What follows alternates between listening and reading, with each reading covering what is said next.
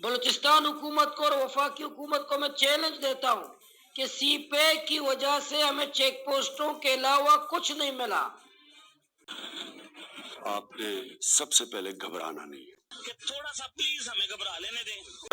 ٹھیک ہے جی مفتی صاحب جی، بہت نازک صورتحال ہے۔ کچھ بیان فرمائیے کہ آج آپ کی میٹنگ ہوئی چیف سیکریٹری صاحب سے اپنے مطالبات کے حوالے سے، بتائیے آپ کی کیا فیلنگز ہیں، کیا اس میں طے ہوا؟ کچھ آپ کو لگتا ہے حکومت سنجیدہ ہے آپ کے مطالبات کے حوالے سے؟ بسم اللہ الرحمن الرحیم۔ بہت شکریہ، آپ نے مجھے موقع دیا کہ بات اپنی عوام تک پہنچا دیں۔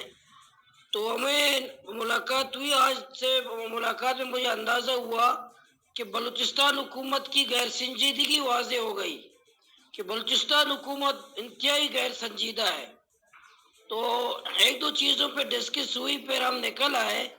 تو مجھے اس ملاقات میں چیف سیکرٹری تو ایک بیوروکریٹ سے اس کے سربراہ ہے، لیکن عوامی نمائندے کے ایک صوبائی حکومت کے کیا ترجیحات ہیں، انہوں نے اس کو کیا ٹاسک دیا ہے اور وہ کیا کرنا چاہتے ہیں، کس لیے ہم سے ملاقات کرنا چاہتے تھے، کیوں ہم بھیجے گئے تھے۔ تو اس سے مجھے اندازہ ہوا اس ملاقات سے بلوچستان حکومت انتہائی، ایک مہینے میں ہم بیٹھے ہوئے ہیں لیکن بلوچستان حکومت سنجیدہ نہیں ہے۔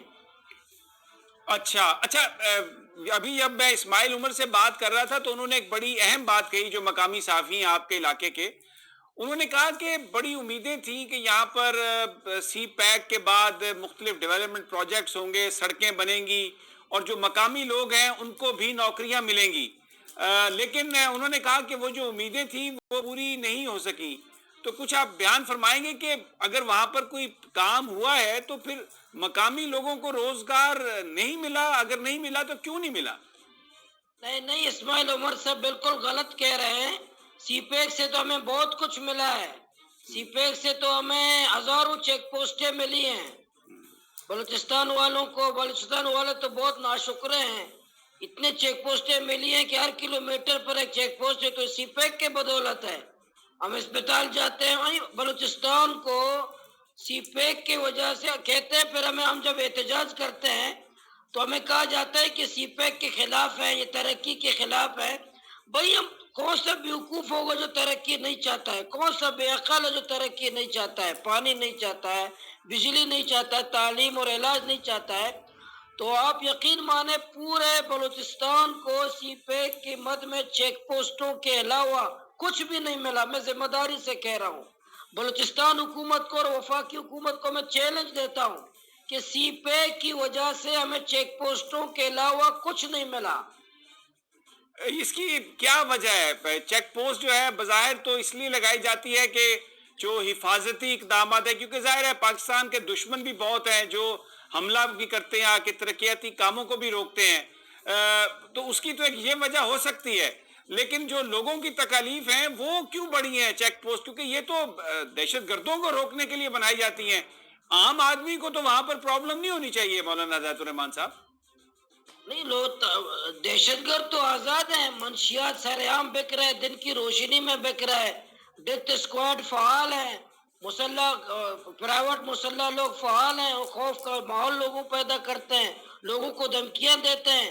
تذلیل تو عام شہریوں کی ہوتی ہے، ٹیچروں کی ہوتی ہے، ڈاکٹروں کی ہوتی ہے، علماء کی ہوتی ہے، عام نوجوانوں کی ہوتی ہے، ماؤں بہنوں کی ہوتی ہے، ماہیگیروں اور مزدوروں کی ہوتی ہے۔ اور اس سے یہ چیک پوسٹوں سے ہمیں کوئی سیکورٹی عوام کو نہیں ملا سوائے تذلیل کے۔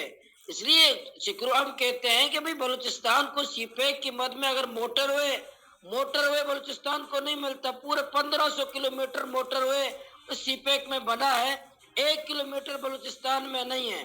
یہاں بلوچستان کو میں تو بار بار کہہ رہا ہوں، بار بار چیلنج بھی دے رہا ہوں کہ مجھے سی پیک پروجیکٹ میں بلوچستان میں کوئی ایک پروجیکٹ کوئی دکھا دے کہ یہ سی پیک کی وجہ سے بلوچستان کو ملا ہے، پھر کوئی حاکم پہ الزام بھی لگا سکتے کہ سی پیک بلوچستان میں موجود تھا، یہ لوگوں نے مخالفت کی۔ بھائی بلوچستان میں سی پیک وجود ہی نہیں رکھتا، موجود ہی نہیں ہے۔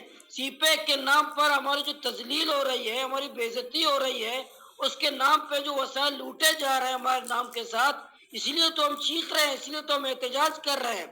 اس لیے میں یہ بتانا چاہ رہا ہوں کہ جو روزگار یہ سیکورٹی کے نام پر، چیک پوسٹوں کے نام پر، ترقی کے نام پر اور سی پیک کے نام پر جو ہمارا روزگار چھینا جا گیا ہے، ٹرالر مافیا کے ذریعے، بارڈر مافیا کے ذریعے، ڈیتھ اسکواڈ کے ذریعے، ڈرگ مافیا کے ذریعے جو ہماری تذلیل، جو ہمارا روزگار چھینا گیا ہے، یہ وہی نام نہاد ترقی کے دعووں کے بعد ہے۔ اچھا یہ بتائیے کہ آج آپ نے کہا کہ چیف سیکرٹری صاحب سے جو بات ہوئی بڑا ان کا غیر سنجیدہ رویہ تھا، آپ اٹھ کے باہر آ گئے، اب آگے مزید کیونکہ وفاقی حکومت نے کہا ہے کہ اسد عمر صاحب اور زبیدہ جلال صاحبہ جائیں گی، تو آپ لوگ ملیں گے ان سے یا آپ تیار ہیں ان سے بات کرنے کے لیے؟ نہیں، میں یہ نہیں کہا کہ چیف سیکرٹری صاحب کا رویہ غیر سنجیدہ تھا۔ چیف سیکرٹری تو ظاہر وزیر اعلیٰ کے بیاف پہ آئے تھے، ہم سے ملاقات کرنے کے لیے آئے تھے، لیکن ان کے باتوں سے مجھے لگا، انداز سے مجھے لگا کہ بلوچستان حکومت میں چیف سیکرٹری تو ایک افیسر ہے، وہ ہمارا نمائندہ نہیں ہے، عوام کا نمائندہ نہیں ہے، تو میں بلوچستان حکومت کے اس سے میں نے اندازہ لگایا کہ ایک مہینے بعد ہم سے چیف سیکرٹری صاحب کو بھیجا ہم سے ملاقات کے لیے، لیکن باتوں سے لگا کہ بلوچستان حکومت سنجیدہ نہیں ہے۔ وفود بھی تو آ چکے ہیں نا آپ سے بات چیت کرنے کے لیے، اب چیف سیکرٹری صاحب کو بھیجا گیا ہے، اب ہائی لیول پہ بھی اسد عمر صاحب آئے ہیں، سامنے آ رہے ہیں، تو ڈیڈ لاک کی ریزن کیا ہے؟ ابھی تک ڈیڈ لاک کیوں ہے؟ وجہ کیا ہے؟ ڈیڈ لاک یہ کہ گراؤنڈ میں کوئی موجود نہیں ہے۔ ہم دیکھیں، ہم تو ان کو نہیں کہہ رہے کہ مٹھائی کے ڈبے لے آئیں، ان کو ہم تو یہ نہیں کہہ رہے کہ ہمارے ملاقات کے لیے، ہم دیدار کے لیے ترس رہے ہیں آپ کے کہ ہمیں اپنا دیدار کرائیے، ہم اس کے لیے کوئی شوق نہیں رکھتے۔ ہم تو کہہ رہے ہیں کہ ہمارا جو احتجاج کا مقصد ہے، گراؤنڈ میں چیزیں نظر آنی چاہیے، گراؤنڈ میں ہمارے مطالبات عمل درآمد ہو، پھر چاہے کوئی بھی نہ آئے، ہم احتجاج خود ختم کریں گے۔ ٹھیک ہو گیا۔ اچھا جو اسد عمر صاحب اور زبیدہ جلال صاحبہ سے بھی آپ پھر ملیں گے، کیونکہ صوبائی حکومت سے تو آپ مایوس لگ رہے ہیں، ان کا رویہ آپ کو لگتا ہے غیر سنجیدہ ہے؟